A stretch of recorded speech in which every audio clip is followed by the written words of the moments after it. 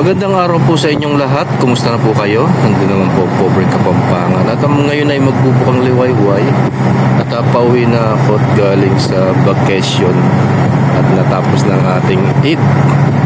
At ito, papakita ko ngayon itong kabundukan ng Hesna. At ang mga kabahayan dito ay nasa tuktok ng mga bundok. Tingnan ninyo. Itong daan na ito ay paikot-ikot at dito ay malamig tuwing buwan ng Nobyembre. At sa daan na yan makikita ninyo ay nagpapag. Tingnan ninyo, napakaraming unggoy. Ayan sa daan. Dito rin yung teritoryo ng mga unggoy. Diyan sila naninirahan sa kabundukan na yan dahil walang masyadong tao dito at walang tumataboy sa kanila at diyan sila naninirahan sa bundok na yan. At tingnan ninyo guys, yung mga lumang bahay noong unang panahon, Stone Age, ay doon sa tuktok ng bundok sila naninirahan. Nasabi ko na sa inyo kung bakit sila naninirahan dyan. Kasi nga mas ligtas sila dyan at yung mga kawatan ay nakikita nila sa ibaba dahil ang kanilang mga pamilya ay pinoprotektahan nila. Mahilig silang manirahan sa kabundukan at yung mga pamilya nila para mas safe. Yung ng panahon na ang kanilang ikinabubuhay ay ang pagpapasto ng camel, baka, tupa, tsaka kambing, kung saan sila sa ibaba, doon sila nagpapasto ng kanilang pamilya nasa taas. At tingnan ninyo, ayan guys, yung bahay nila nasa taas ng kabundukan. Yan yung mga bato-bato na pinagsalan-salasan na yun. Matagal ng panahon yung mga bahay na yun, siguro more than long years, nasa 1,000 taon na ang mga nakaraan na yun. Tingnan ninyo guys, yung bahay nasa kabundukan, liblib. Dito yan sa packet sa Baljurassic guys. At dito nakikita ninyo walang masyadong mga tao, mga kabahayan, dahil ito ay liblib at bulubundukin. Napakalamig dito sa lugar na ito guys, lalo na kapag buwan ng Nobyembre. At nag-uulan din ng mga yelo, yung hailstorm ba na sinasabi nila. Kita ninyo, ayan yung mga dyan sa lugar na yan, may mga pamayanan na maliit, mga isang pamilya o na mahigit dyan naninirahan. At tayo pupunta doon sa old house at ay papakita ko sa inyo yung matatandang bahay nung sinaunang panahon pa, para makita ninyo yung bahay ng mga Saudi noong panahon na ito. At liliko tayo at bababa dito sa daan na ito. Hindi pa masyadong na-establish ang daan. Tingnan ninyo at ang lugar mabato.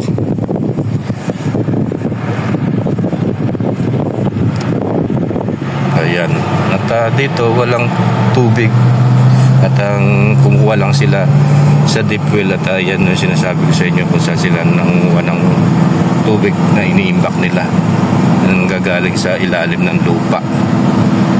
At yung pinandidilig nila sa kanilang mga halaman. Tingnan niyo yung daan, liblib ito guys. At kapag gabi dito walang masyadong ilaw, ang ilang-ilang lang mga bahay, nakakatakot. Ito yung papunta sa Teen Village doon sa Makwa. At heto, tingnan ninyo yung daan, mabato, mabuhangin, talagang wala pang naninirahan dito at mangilan-ngilan lang ang bahay. At tingnan ninyo guys, yung mga daan puro bato at buhangin. Walang masyado pang mga kabahayan at ang daan, tingnan nyo, hindi pa simentado. At dito sa lugar na ito ay malamig dahil dito kapag buwan ng Nobyembre, diyan makikita ninyo nag-uulan ng yelo, hailstorm. At diyan sa mga nakatira dito ay halos diyan sa taas ng kabundukan sila naninirahan. At walang masyadong mga tao, liblib ang lugar na ito. Kaya kung wala kang sasakyan ay hindi ka makakadaan dito, makakapunta. At ayan guys, tingnan niyo naman may mga semento pero mga espalto pa. At walang masyadong mga kabahayan. At ang mga puno, tingnan ninyo, yan yung aroma, yan yung mga kinakain ng mga camel na puro tinik. Ganyan ang mga puno dito sa Saudi, sa mga kabundukan. Dahil dito walang masyadong tubig na dumadaloy, maaso lang sila sa tubig ulan. Kaya makikita ninyo sa kanilang mga kabahayan ay nag-i-stock sila ng mga tangke. Kapag umulan ay nag-iimbak sila at ang kanilang tubig dito ay nanggagaling sa balon. At ang kanilang ikinabubuhay dito yung mga pagtatanim ng mga halaman kagaya ng prutas, mga gulay. At ayan yung kanilang ikinabubuhay. At tingnan ninyo ang daan, bako-bako at hindi pa sementado. Dito naninirahan yung mga Saudi noong unang panahon, dyan sa mga side ng mga kabundukan na yan. At nakikita ninyo doon, yun yung bahay nila na mga bato na pinagpatong-patong. At hindi ko na mapuntahan doon dahil napakalayo. Kaya papakita ko lang sa inyo itong mga lugar na ito sa Makwa, na kung saan itong pamayanan na dito naninirahan ng ibang tao na hindi pa sibilisasyon dito sa lugar na ito. Manirahan ka man dito sa lugar na ito, nakakalungkot dahil walang pang masyadong maraming tao. Tingnan ninyo guys, ilan-ilan lang ang bahay.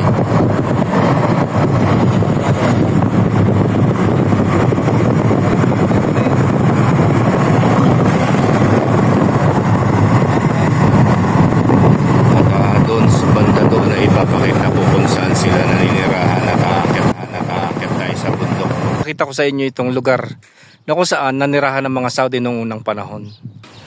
So ayan guys, aakyat tayo. Papakita ko sa inyo kung saan sila naninirahan. At dito sa ibaba, dyan, noon wala pa mga daan yan, puro bundok. At dyan sila nagpapasto ng mga baka, tupa, kambing, camel dyan. Dito wala akong makita pang camel dito sa western. Sa part of north, doon sa sa Jeddah, dahil madisyerto doon yung mga camel tsaka tupa, mga kambing. So aakyat tayo guys at papakita ko sa inyo itong tinirahan ng Saudi noong unang panahon. At kahit na delikado talagang gagawin natin para ipakita at i-share sa inyo itong aking vlogs. So tayo na at aakyat tayo at malamig dito sa lugar na to guys. At mapapagod tayo aakyat at sana masubaybayan ninyo, panoorin at mag-enjoy kayo. Tayo na. At ito sa ibaba ito. Pero nasa taas ako nito guys. Ito lang yung pinakababa at sentro dito sa kabundukan na to. Aakyat tayo. Ayan guys. At una masasilayan natin itong tipak na bato na ito. Kung mapapansin ninyo, meron siyang pahingaan dito. Dito, ayan. Pwede silang magpahinga dito. Yung mga Saudi bado na kung saan pwede silang pumasok dyan habang namamahinga sila at gumawa ng kanilang tirahan dito. Ayan, nakikita ninyo. Pwede silang pumasok dyan sa kuweba. Malamig dyan. Pwede silang mamahinga habang nagpapasto sila ng tupa. Ito yung pansamantala lamang, kumbaga pahingaan nila. Pero ang iba dito rin naninirahan at nagsasalasan sila ng mga bricks na bato para doon manirahan. Ayan. So, yan ang ito yung bato na to, tipak na to, napakalaki. Ayokong pumasok doon, baka hindi na tayo makalabas ng buhay at madagdan tayo. Pero napakatibay nitong na yan, na tipak na bato na yan. At tara, akit pa tayo. At ang mga puno na ito guys, yan yung mga aroma na sinasabi nila na Yung napanood nyo kay Jesus ba yun? Yung nilagay sa ulunan niya. Kaya ang naganap noong unang panahon, nakapanahon pa ni Jesus, ayan, di ba, sa Saudi Arabia, yan yung mga tinik na aroma na yan. Nakita nyo naman sa history kung saan ginawang corona, yung nilagyan ng corona yung kanyang ulo. Yan yung sinasabi ko sa inyo. At ayan, ay, nakakapagod. At aakyat pa tayo dito sa gilid ng bundok. Napakadelikadong umakyat dito, guys. Pero dahil nga gusto kong ipalabas sa inyo, ipakita itong lugar dito na kung saan ay dito sa western region ng Albaha. Napakadelikado, nakakatakot, guys. So banda doon pa yung bahay ng mga Saudi. At ito puro kabundukan to, puro tipak na bato. Napakadelikado dito, konting pagkakamali mo lang, gugulong ka. Sinasabi ko sa inyo nga, ito yung bahay nila. Dito sila naninirahan nung unang panahon. May bahay sila doon sa Tin Village. Ayan, nakita nyo. Diyan, basta meron silang maano dito na mayroong pagpahingan, pwede. Ayan, napaka-presko ng bato na to. Pwede akong umupo dito. Kita nyo naman, oh. Diba? Ayan, guys. Ang ganda. Natatanaw ninyo yung labos sa taso. At ayan ang bahay, oh. Kita nyo. Ang sarap pamahinga dito at ang hangin. Diba? At tanaw ninyo yung mga alaga ninyo sa ibaba, mga tupa. Ayan. Ang sarap pamahinga. Ang sarap ng hangin at ang lamig. Diba? Kaya nung nag-abroad ako, akala ko sa Saudi, ayan, sobrang init. May party pala na sobrang malamig din dito nga sa lugar na ito. At doon din sa Riyadh, kapag naglamig, sobrang malamig. At mas malamig dito din. Dito. Tapos ito talaga yung mga lugar kung saan ay talaga nag-yelo, ay nag-uulan ng hailstorm at nagpa-fog dito sa lugar na ito. So tayo na, tapos na tayo dito sa taas. At makikita ninyo, guys, dito yung mga bakod na yan yung mga bricks na kung saan yung hangganan ng kanilang lupa na titirikan o tatayuan. Kagaya niyan, may mga bahay ng mga moderno na dyan. Yan yung hangganan ng lupa nila. Hindi sila papader ng mga hollow blocks dahil walang semento dito, puro bato. So doon, punta pa tayo banda doon, guys. Ay, napagod na ako, guys. Sa totoo lang. At dito sa kapalakad, dito sa bundok na ito, mataas ito, matarik. Ayan. At ito, natatanaw ko na yung mga bahay dito sa taas. Doon ako nanggaling sa mayroong fishnet na yun at bumaba dito, umakyat pataas dito sa bundok na ito. Banda doon pa yung bahay. Tara, punta pa tayo banda roon. At tingnan ninyo, may mga bakod na dito. Minto say na mayroon ng may pagmamay-ari na ito. Ayan. At nag-iisang puno na ito. Sarap din mamahinga dito. Ang hangin. Pahinga muna tayo. Pine tree siya, oh. At itong puno na ito, siguro matanda pa sa akin ito. Tingnan nyo naman yung katawan niya. Na sa sobrang tandaan na ng puno na ito. Tingnan nyo, guys, oh. Ang taas ng puno at pwede magpahinga dito. Papagod na ako, guys. So tayo na, punta pa tayo banda doon. Napakatarik nitong daan na to. Paakyat. Tingnan nyo yung mga bato. Nakakapagod. Nakakahinga. So akit pa tayo. Gusto ko marating yung doon para pakita sa inyo itong bahay ng mga Saudi. Para malaman nyo rin kung ano yung historya ng mga Saudi noong unang panahon, kung saan sila nanirahan at namalagi dito sa parte ng western region sa Albaha.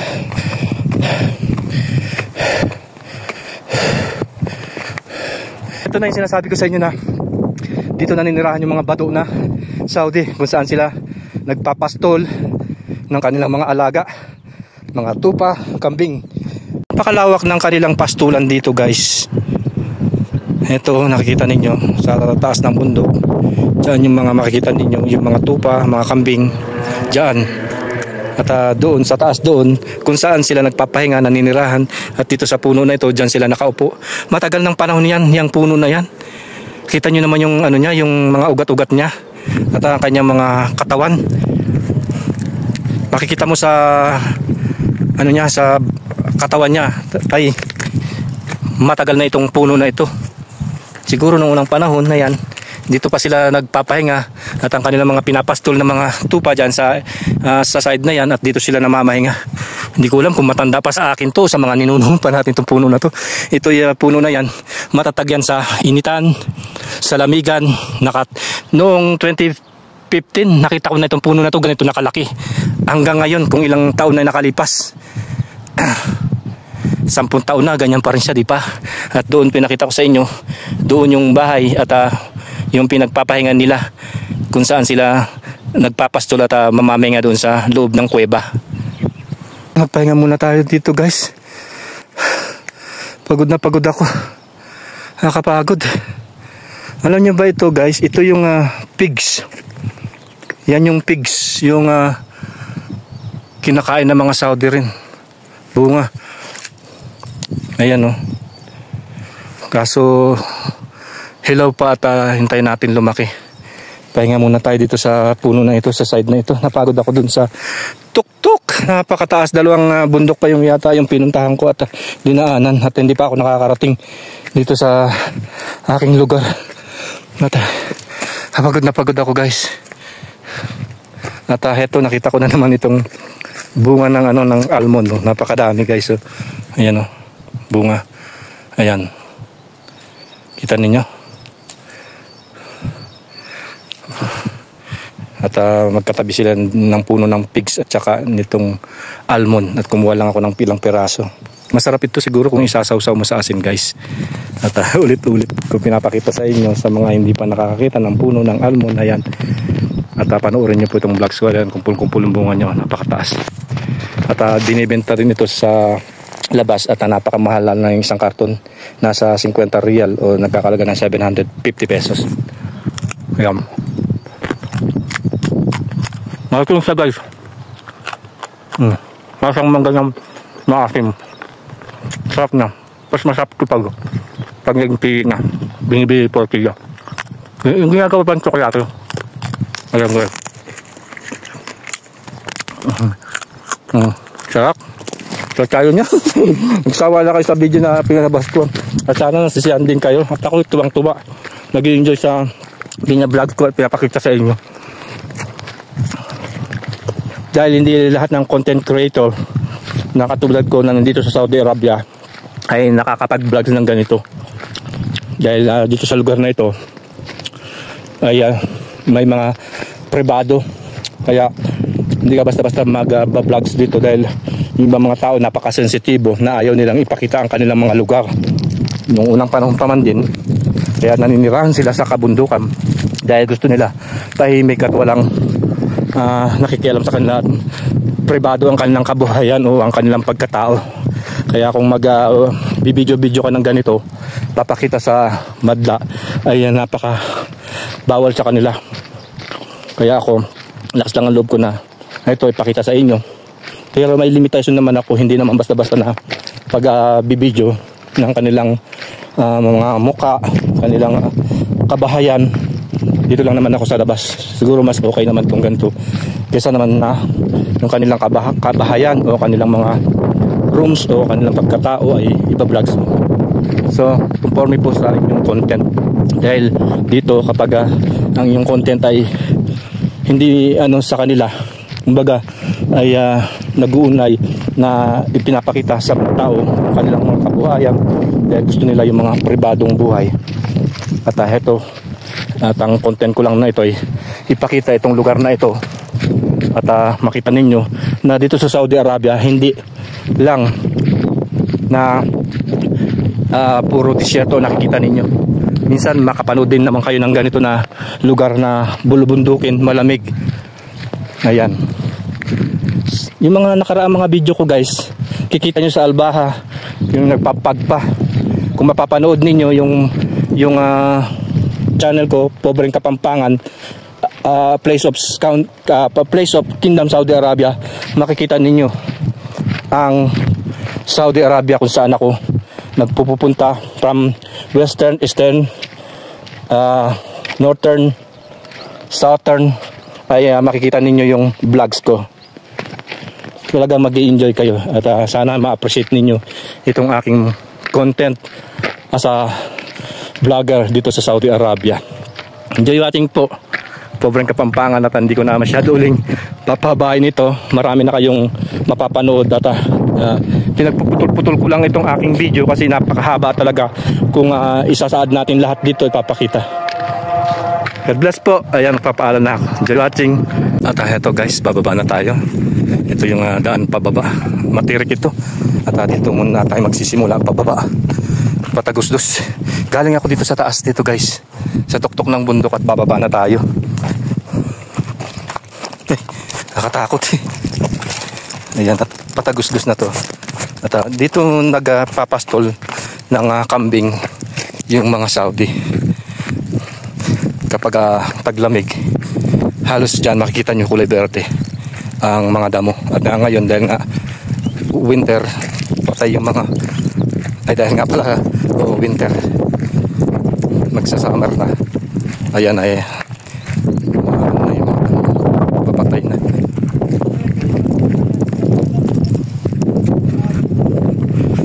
Ang lakas ng hangin dito guys. At ayan, naglalakad ako dito at nagtatanaw-tanaw dito sa mga bahay ng Saudi at nag-i-enjoy din ako. At sana masaya din kayo sa ina-vlogs natin. Inakit ko to para makita ninyo itong lugar ng Al-Baha sa Western Region. At bababa na ako nito.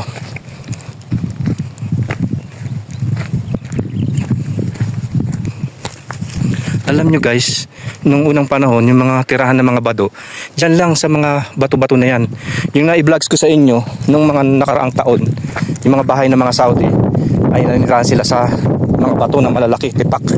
At ipapakita ko rin sa inyo minsan, kapag dumayo ako sa Al-Maqwa, yung mga bahay ng mga bado ng Saudi nung unang panahon, makikita ninyo guys. Kaya subaybay lamang kayo sa aking page, Pobreng Kapampangan, A Day in My Life here in Saudi Arabia.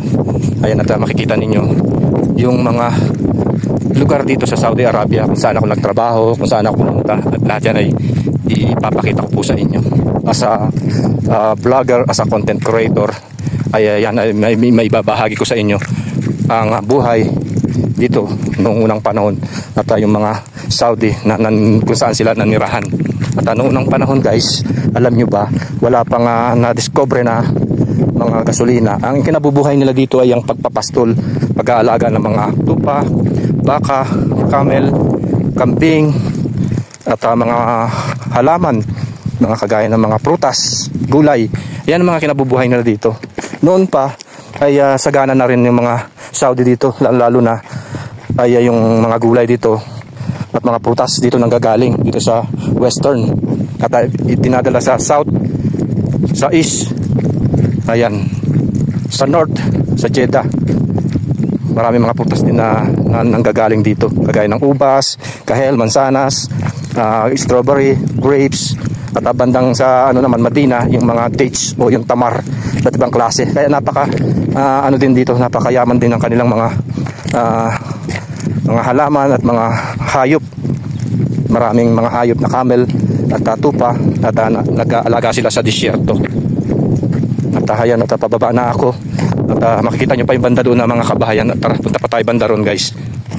Napakasukal nitong dinaanan ko. At yung mga damo namatay na dahil lang start na ng summer.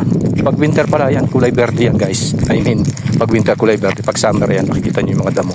Halos naninilaw na at namamatay na. At ayan, pababa na ako, dire-diretso ng daan. Doon kasi matarik ko. Nanggaling tayo doon sa dulo. Yun, may mga bahay na matataas doon. At may pababa na tayo guys. Ang lakas ng hangin dito, ang lamig. Dahil nasa taas ako ngayon. Dito yung mga puno na tumutubo dito, yung matinik. Yung kinakain ng, ng camel. Kapag summer yan, magkukulay verde na naman yan. Pag winter dyan, magkukulay verde pala. Nalilito ako sa winter tsaka summer dito guys. Marami kasi klima dito. May tag-init, may tag-lamig, may tag-sibol, may tag-lagas. Ayan, at nakikita ninyo yung mga bricks na yan. Yan yung mga bakod nila. Hindi sila gumagamit ng hollow blocks. Puro bato. Dyan nagmula yung style ng mga mayayaman na ginagawang estilo sa kanilang mga bahay dito pala sa Saudi yan. At dito yung mga minerals na nanggagaling. Kagaya ng mga marmol. Ayan, ginagawa nilang mga lababo. Nakikita ninyo. At pababa na tayo niyan guys. Ayan. Nakatakot at dire-diretso na naman itong daan na ito pabalusok pababa. Tingnan nyo yung daan. At dito sa pinaka-side naman na ito guys. Ayan, mga daan na.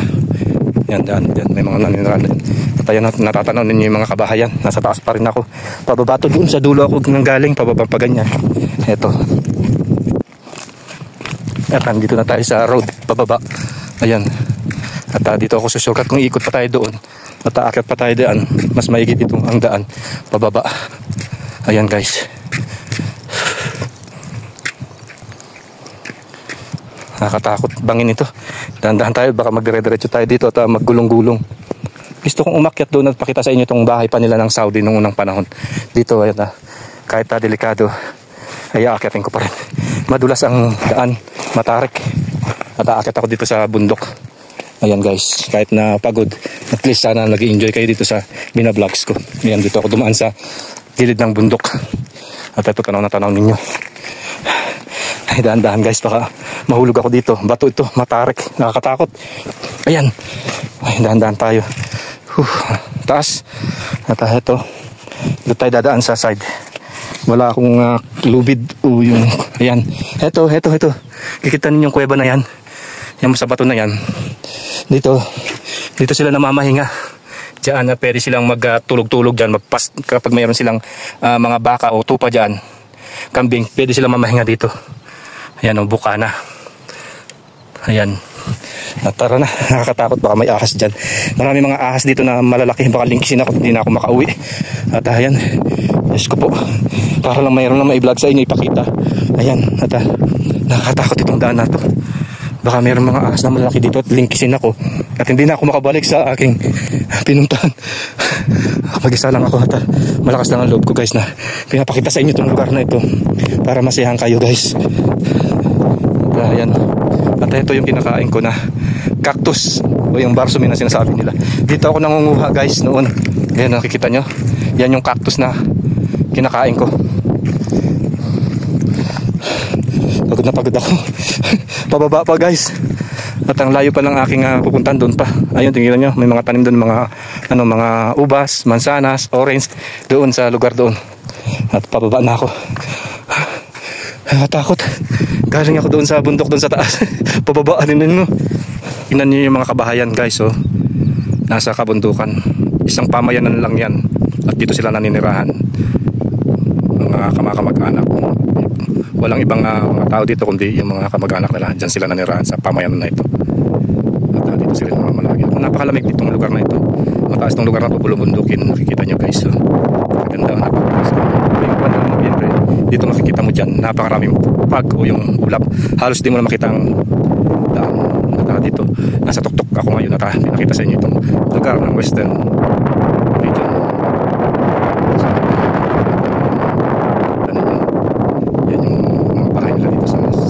Saudi Arabia sa Alba. So, watching po, pobreng Kapampangan. Wow, tingnan nyo guys, oh. Napakaganda. At ang lamig.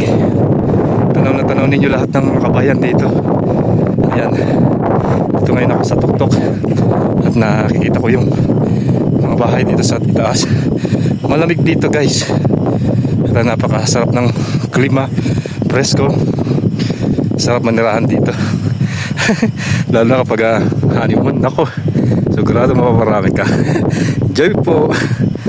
At yan, share lamang itong lugar dito sa Western Alba Province of Alba Region. Western. Tingnan nyo yung daan guys, oh. Pataas. Hingal na hingal ako. Ang taas ng daan na ito. Wala nang galing tayo sa ibaba. Ayun, oh, tanaw na tanaw ninyo yung mga kabahayan. Nakapagod. Kaya pa tayo banda doon guys. Yan, nagtatayo na naman sila ng mga bahay-bahay. Tingnan ninyo dyan sa tuktok. At yung mga nakikita nyo ng mga bahay na yung mga moderno na. Ayan, halos makikita mo yung kabuuan ng lugar dito sa taas. Yung Alba. Pagod talaga.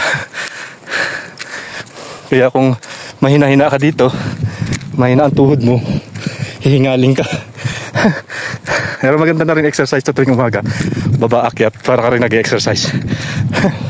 So tayo na. Ito'y bulubundukin, mataas at malamig na klima. Dito yan sa Western Baha Region, the province of Alba. Ito guys, kapag winter, nag-uulan, makikita ninyo yung mga damo na yan, kulay berde. At sa summer na, kaya yung mga damo ay namamatay. At ang kinabubuhay nila dito noong unang panahon na yung pagtatanim, pag-aalaga ng mga hayop, mga baka, tupa, camel, mga manok, at pagtatanim ng mga gulay, prutas. Dahil dito sa lugar na to ay malamig at mataas tong lugar na to. At ito, nasa taas na ako talaga ng tuktok ng bundok, kabundukan. Kaya nakikita ninyo yung mga bahay doon sa ibaba. Tanaw na tanaw ninyo. Pagod na pagod ako guys. Sobrang taas nitong inakyatan ko. At dito nila pinapastol yung kanilang mga tupa dyan sa taas. Doon pa sa taas. Pero hindi ko naaakyatin yun. Hinihingal na ako guys. Sobrang layo nitong napuntahan na natin. Yung mga nakaraang video ko guys, dito din ako kumuha ng mga yung kinakain ko na cactus, yung balsami na sinasabi nila. Masarap yun, lasang papaya. Kapag hinog, kulay yellow at saka ma-orange-orange. May pula, may yellow at may orange-orange. Yun yung cactus. Yung iba sa atin na hindi alam kainin yun. Akala nila lason. Pero conforme po sa cactus, meron nakakalason, may kinakain. Dito sa Saudi Arabia, ang tawag dito ay balsami, yung cactus na kinakain. Kumain na rin ako ng pads nun. May mga tinik, tanggalin nyo lang at pwede nyo yung nilutuin, pwede nyo salad, ilumpia. Nagluto na ako doon at na-vlogs ko na. Makikita nyo sa mga vlogs ko sa YouTube ko, yung pagba-vlogs ko kung paano balatan, paano kainin yung cactus.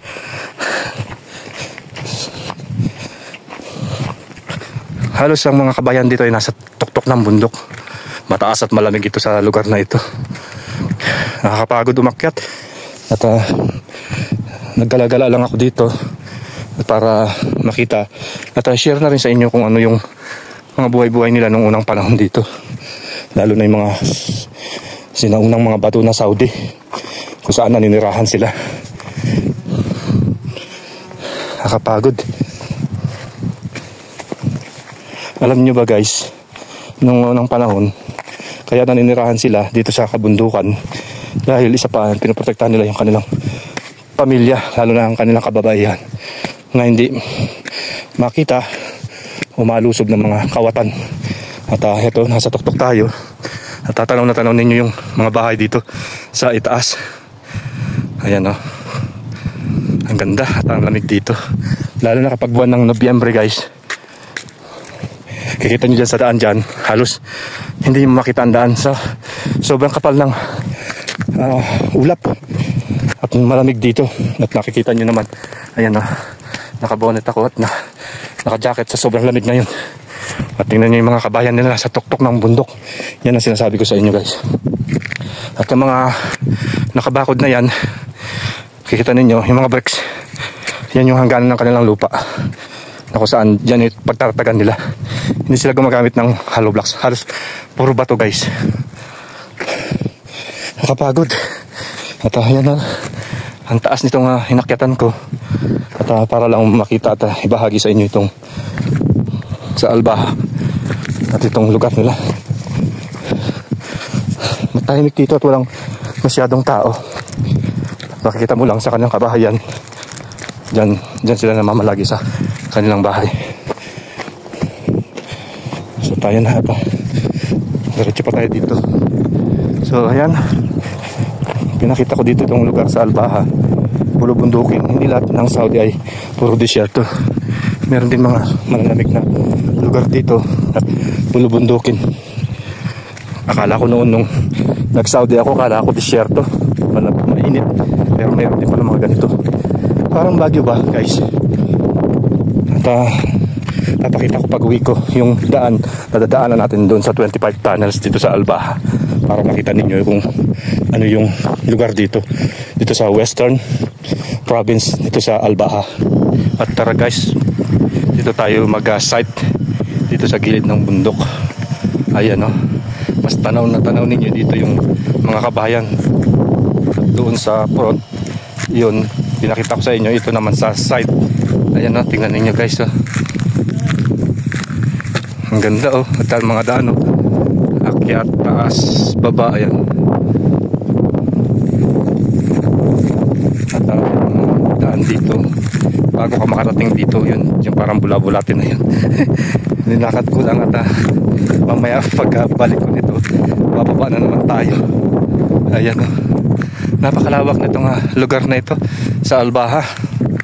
At dito sa lugar na ito, nakikita mo yung fog, yung ulap. Dahil mataas itong kabundukan na ito, tanaw na tanaw ninyong ulap dito sa taas. So, wow, tingnan nyo guys, oh. Napakaganda at ang lamig. Tanaw na tanaw ninyo lahat ng mga kabayan dito. Ayan, ito ngayon ako sa tuktok at nakikita ko yung mga bahay dito sa taas. Malamig dito guys at napakasarap ng klima, presko, sarap manirahan dito. Lalo na kapag honeymoon. Ako, sigurado mapaparami ka. Enjoy po.